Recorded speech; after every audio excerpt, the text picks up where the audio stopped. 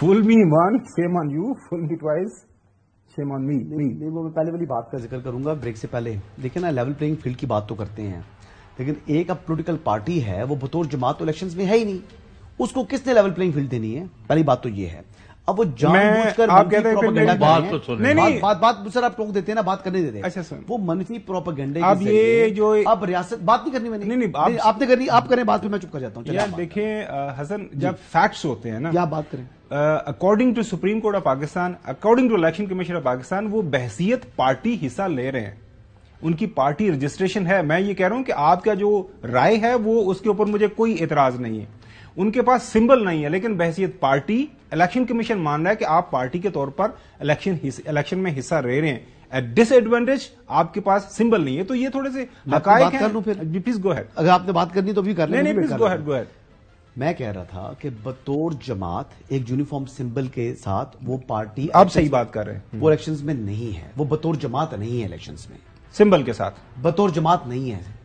بطور جماعت اب ریزلٹ آ رہے ہوں گے آپ دیکھیں گے کہ بطور جماعت کیا آ رہا ہوگا. پی ٹی آئی ابھی بھی آ رہا ہوگا. چلیں آپ بات کرنے پہلے الیکشن کمیشن نے 1 بجے اپنے جو ہے انتخابات کے جو نتائج ان کا بھی اعلان کر دینا ہے نیکسٹ ڈے یعنی 9 فروری کو.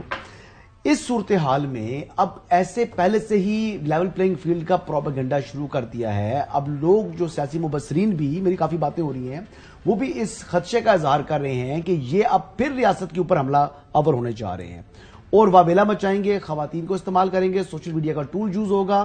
مقصد کیا ہے؟ مقصد ہے کہ انتخابات کیونکہ خود انتخابات میں تو ہے نہیں ہونے والے انتخابات کو متنازع بنانا.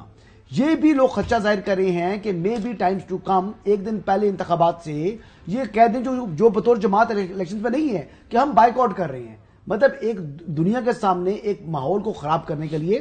تو یہ ایسی صورتحال پیدا ہے اور بیسیکلی پرپس کیا ہے؟ دنیا کے سامنے پاکستان کو بنانا اسٹیٹ ظاہر کرنا اور ہمارے ریاستی اداروں کے اوپر حملہ آور ہونا اور یہ بھی فزیکل حملہ بھی 9 مئی کی طرح ریپیٹ ہو سکتا ہے. تو ایسی صورتحال میں جو ہمارے ادارے ہیں وہ اس وقت انہوں نے اس بات کی ٹھان لی ہے کہ کسی کو پاکستان کے ساتھ کھلواڑ کی اجازت نہیں دی جائے گی.